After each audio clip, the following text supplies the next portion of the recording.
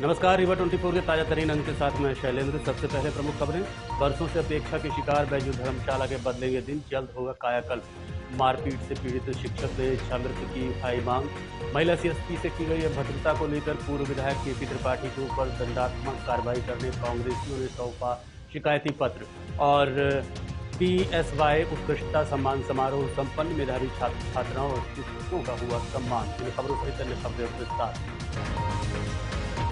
रीवा का प्रसिद्ध बैजू धर्मशाला एक बार फिर चर्चा में है। जल्द ही इसके दिन बदलने वाले हैं। वहीं धर्मशाला प्रबंधन ने आसपास में हो रहे अतिक्रमण और गंदगी को लेकर आपत्ति जताई है। देखिए रीवा 24 न्यूज की खास रिपोर्ट। रीवा शहर विंध्य की धरती पर बसा एक ऐसा नगर जो इतिहास की कहानियों से भरपूर है। इन्हीं कहानियों में से एक है बैजू धर्मशाला, जिसे लोग हवा महल के नाम से भी जानते हैं। सेठ बैजूनाथ का सपना था एक ऐसी धर्मशाला बनाना जो न सिर्फ मुसाफिरों को छांव दे सके, बल्कि स्थापत्य और संस्कृति का जीवित उदाहरण भी बने। सन 1940 में राजस्थान के कारीगरों ने अपने हाथों से इस इमारत को आकार दिया। गुंबद, झरोखे, नक्काशीदार दीवारें और हर ईंट बोलती है। समय बीतता गया, रौनक खत्म होती गई और हवा महल रह गया सिर्फ एक छाया के रूप में। न संरक्षित किया गया, न संजोया गया। लेकिन अब रीवा की इस ऐतिहासिक विरासत को एक नया जीवन मिलने जा रहा है। मध्य प्रदेश टूरिज्म बोर्ड ने इसे पर्यटन केंद्र में तब्दील करने की योजना बनाई है। एक ऐसी जगह जो इतिहास, संस्कृति और रोजगार तीनों का संगम बनेगी। एक और जहां शहरवासियों में धर्मशाला प्रबंधन के कायाकल्प को लेकर उत्सुकता है, वहीं धर्मशाला प्रबंधन गंदगी और अतिक्रमण से जूझ रहा है। कचड़े है, पानी है, गंदा वेस्ट यूजेस, वो सब कचड़ा ये सब फेंकते हैं। ऐसे उस पार जितने वो घर वाले हैं पूरे सब दरवाजा खोले हैं, हमारी बाउंड्री वॉल नहीं बनने दी है और वो भी पूरा कचड़ा फेंकते हैं। जितना हो सकता है ट्रस्ट उसकी देख रेख करता है, साफ सफाई कराता है। मना करने जाए तो गुंडाई पे उतारू हो जाते हैं। ये हॉस्पिटल कौन सा है? ये मिनर्वा हॉस्पिटल है और ये अरुण अग्रवाल जी का जीवन ज्योति हॉस्पिटल है। इसकी कंप्लेन हमने कई बार की, लेकिन कोई भी किसी प्रकार से कोई वो नहीं मानते ही नहीं है। आपने कंप्लेंट कहाँ की थी?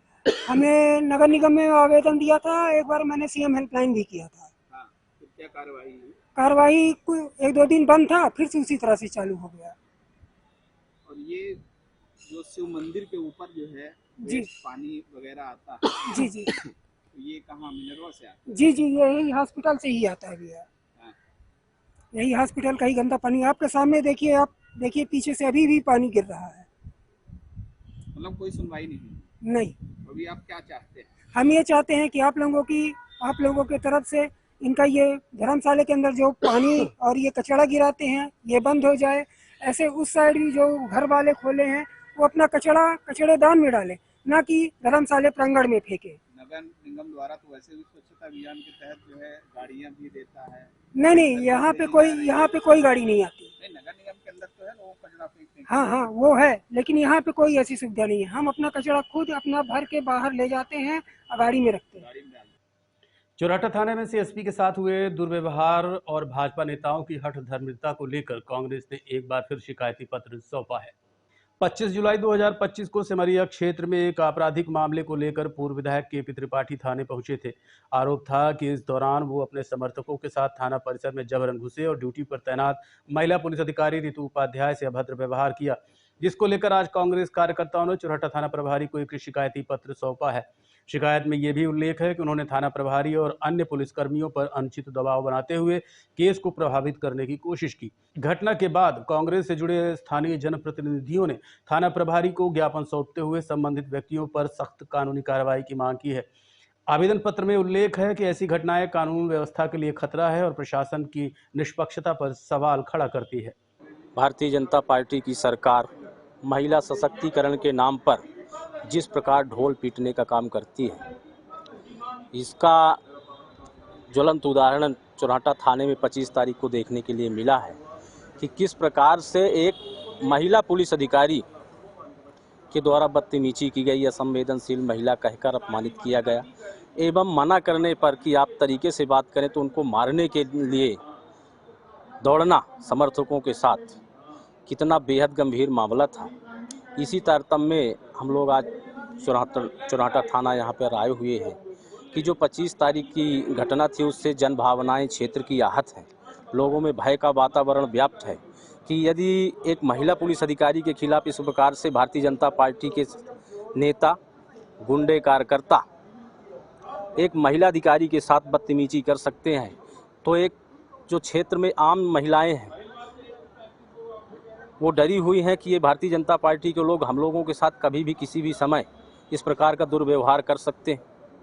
इन्हीं सब तमाम समस्याओं को लेकर के हम लोगों के पास कॉल आ रहे थे। तमाम क्षेत्र से महिलाएं कह रही थी कि जब एक पुलिस की अधिकारी सुरक्षित नहीं है भारतीय जनता पार्टी के राज में, तो हम लोग आप क्या करेंगे। 25 तारीख की जो घटना का है, केपी त्रिपाठी अपने जो आपराधिक प्रवृत्ति के खास सरहंग व्यक्ति हैं उनको लेकर के थाने पे आते हैं। शासन सत्ता का रौब दिखा करके वो माननीय विधायक सिमरिया के ऊपर 2 कर्मचारियों के मध्य हुए आपसी विवाद पर रंजिशन राजनीतिक दुर्भावनावश फर्जी मुकदमा पंजीबद्ध कराने के लिए दबाव बनाते हैं, जबकि इनकी शासन सत्ता है। इन्हें पुलिस थाना सिमरिया में चौराहा में आने की आवश्यकता नहीं थी।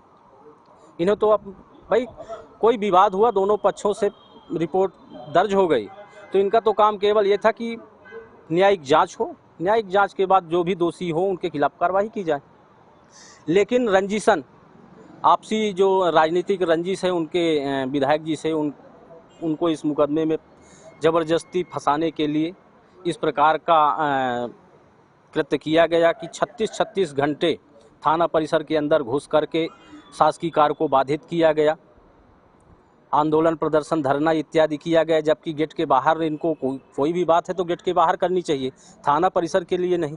हमारा भारत देश एक है, एक संविधान है, एक कानून है।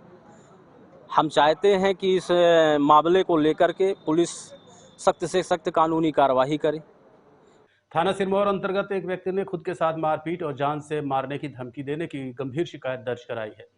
शिकायतकर्ता ईश्वरदीन साकेत का आरोप है कि प्रदीप सिंह और छोटे सिंह नामक व्यक्तियों ने पहले उसे गाली गलौज करते हुए मारपीट की, फिर हत्या की धमकी भी दी। घटना 5 जुलाई से लेकर 30 जुलाई 2025 के बीच अलग अलग तारीखों पर हुई। शिकायत पत्र में कहा गया है कि आरोपी लगातार धमकियां दे रहे हैं, यदि उन्होंने समझौता नहीं किया और उनके परिवार को जान से मार दिया जाएगा। पीड़ित के अनुसार उन्होंने घटना की जानकारी पुलिस अधीक्षक और थाना प्रभारी को दी, लेकिन अब तक आरोपियों के खिलाफ कोई ठोस कार्रवाई नहीं की है। पीड़ित ईश्वरदीन साकेत ने रीवा पुलिस अधीक्षक से मांग की है कि आरोपियों को तत्काल गिरफ्तार किया जाए और उनके परिवार और जान माल की सुरक्षा सुनिश्चित की जाए। घटना हुई है, मारपीट किए हैं। और किसने मारपीट की है आपके साथ? प्रदीप सिंह और उर्फ छोटू। क्या विवाद क्या था? विवाद कुछ नहीं था, मैं बच्चे लेके स्कूल जा रहे थे। स्कूल जब जा रहे हैं तो घोराइन तो नहीं बोलें, हम कहें हमारा जब परचय नहीं आता हम का बोली।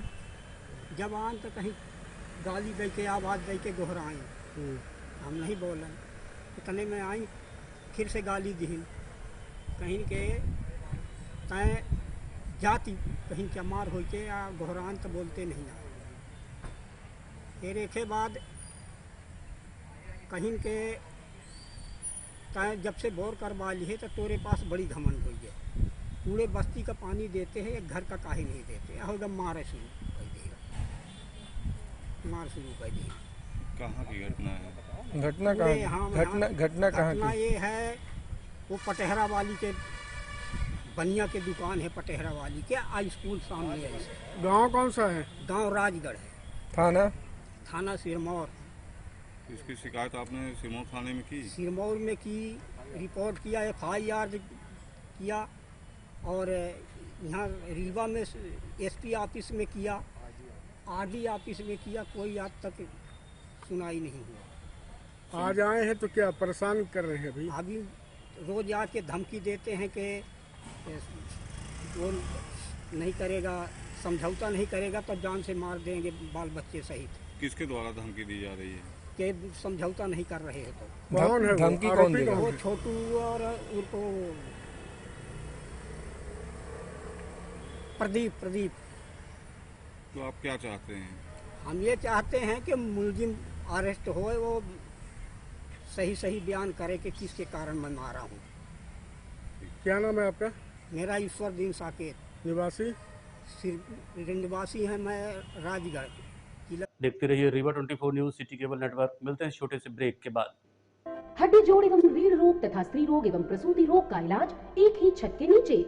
विघ्नहर्ता hospital and trauma centre, hotel landmark के पास, रतहरा, रीवा। डॉक्टर संतोष सोनी, पूर्व चिकित्सक, बॉम्बे हॉस्पिटल, मुंबई। हड्डी जोड़ एवं रीढ़ रोग विशेषज्ञ, छोटे चीरे एवं दूरबीन विधि द्वारा हाथ तथा पैर की हड्डियों का ऑपरेशन। गठियाबात, जटिल एवं बिगड़े हुए फ्रैक्चर का बेहतर इलाज करते हैं डॉक्टर संतोष सोनी। विघ्नहर्ता हॉस्पिटल ट्रॉमा सेंटर में ही स्त्री एवं प्रसूत रोग विशेषज्ञ डॉक्टर शैलजा सोनी भी उपलब्ध हैं, जिनकी देखरेख में नॉर्मल डिलीवरी, सिजेरियन ऑपरेशन एवं बच्चेदानी से संबंधित ऑपरेशन की बेहतर सुविधा। संतानहीन दंपत्ति तत्काल संपर्क करें।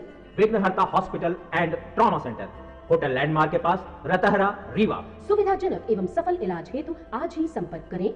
विघ्नहर्ता hospital and trauma centre, hotel landmark के पास, रतहरा, रीवा। मोबाइल नंबर 7828781983 अथवा 8462956774 पर।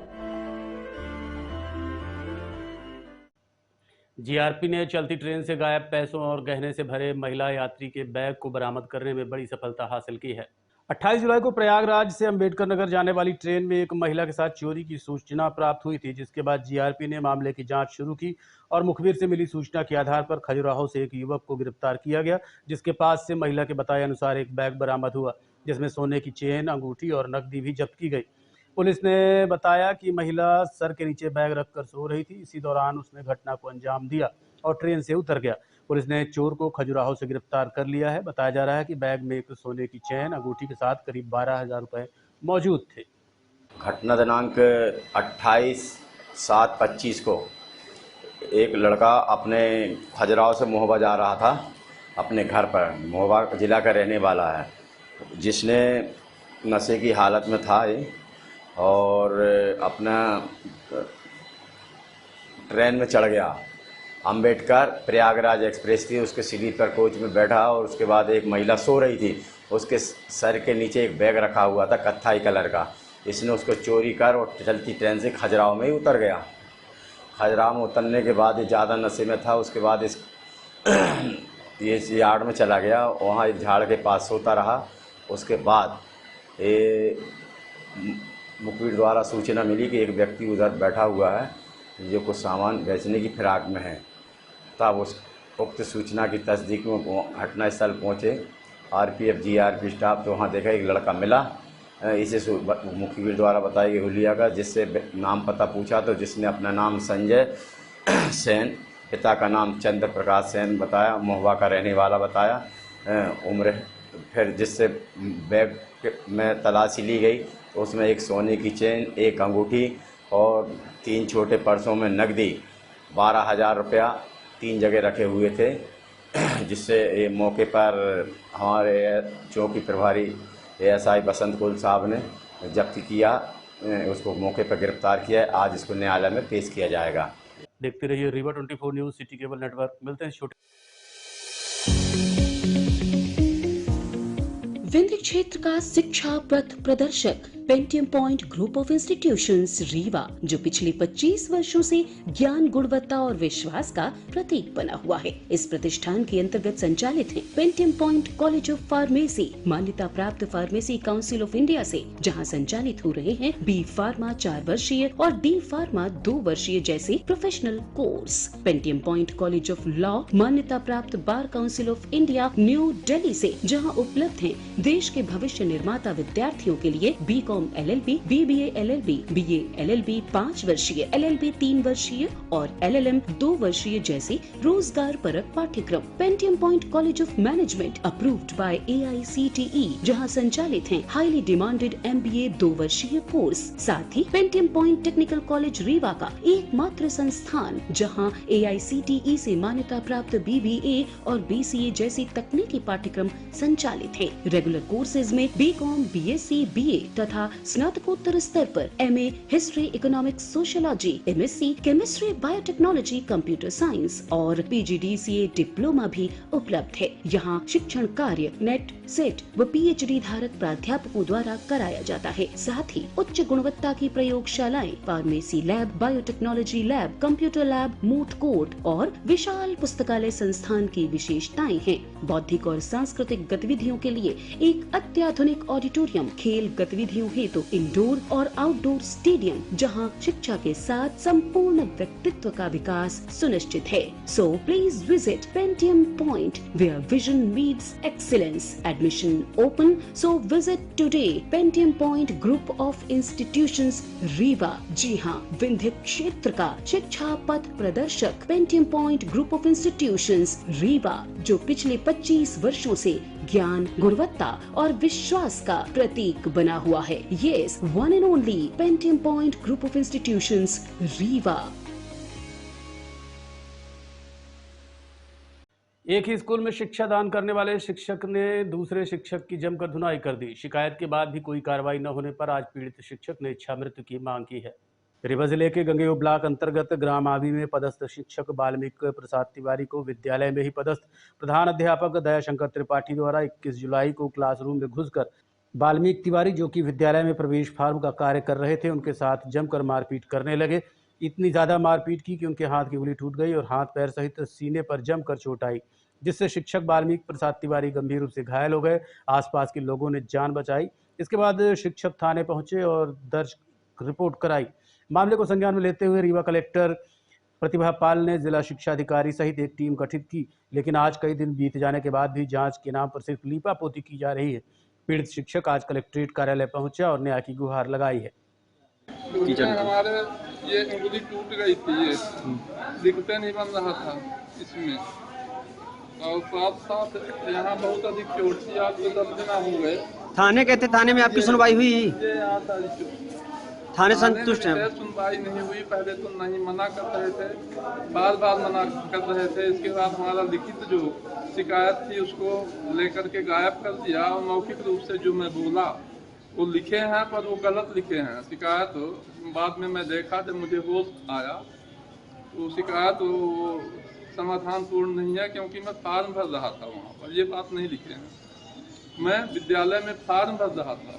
जिन्होंने मारपीट की वो वहीं पदस्थ हैं? वहीं पदस्थ हैं, वहीं पदस्थ हैं हमारे। क्या कारण है, किस कारण आपसे ये इस तरह का विरोध कर रहे हैं, मारपीट आए दिन कर रहे हैं? कारण समझ में नहीं आता, मुझे समझ के बाहर है। अब मुझे केवल एक ही बात चाहता हूँ कि मैं यहाँ तब तक बैठूंगा, मुझे इच्छा मृत्यु चाहिए, मैं मर जाना चाहता हूँ, क्योंकि मुझे मुंह दिखाने लायक नहीं बचाया। 43 साल की मेरी सेवा हो गई है, 43 साल सेवा हमारी पूर्ण हो गई है। कभी किसी विद्यालय से पता लगा दिया जाए जहाँ मैं पदस्थ रहा है, कई साल मड़ी में पदस्थ रहा, मुझसे कोई शिकायत न ग्रामीणों की रही है और न छात्रों की। आज भी छात्रों से आप मीडिया वाले सब लोग जाकर के पता कर लें कि छात्र हमारे साथ क्या इज्जत से पेश होते हैं और क्या हमारे संबंध में अच्छी बात कहेंगे, आप पता कर लें। आज शिक्षा के क्षेत्र में उत्कृष्ट प्रदर्शन करने वाले छात्र छात्राओं और शिक्षकों को सम्मानित किया गया।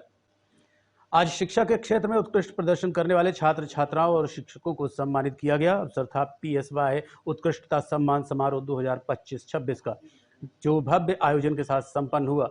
रीवा के मोहन सभागार में आयोजित इस कार्यक्रम में संभागायुक्त श्री BS जामोद मुख्य अतिथि के रूप में उपस्थित रहे। वहीं कार्यक्रम की अध्यक्षता रीवा कलेक्टर श्रीमती प्रतिभा पाल ने की। इस गरिमामय मंच से जिले के उन विद्यार्थियों को सम्मानित किया गया जिन्होंने शैक्षणिक क्षेत्र में उत्कृष्ट प्रदर्शन कर रीवा का नाम रोशन किया।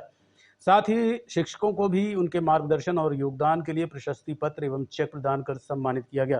कार्यक्रम में शिक्षा विभाग के संयुक्त संचालक, जिला शिक्षा अधिकारी सहित विभिन्न संस्थाओं के प्राचार्य और शिक्षक बड़ी संख्या में मौजूद रहे। तो नीति आयोग के अंतर्गत एक योजना है, इसमें बच्चों को मेधावी वर्ग के छात्रों को स्कॉलरशिप और क्या कहते हैं, एक प्रेरणादायक योजना है ये, जो बच्चों को ऊंचाइयों की ओर बढ़ाती है।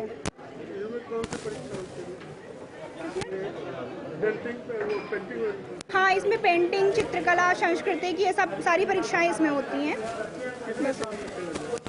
इसमें अभी 60 के लगभग छात्र सम्मानित किए गए हैं। संभाग स्तरीय? हाँ, ये संभाग स्तरीय कार्यक्रम है। मेरा नाम प्रतीक्षा शुक्ला। आज के अंक में इतना ही। देखते रहिए रीवा 24 न्यूज। नमस्कार।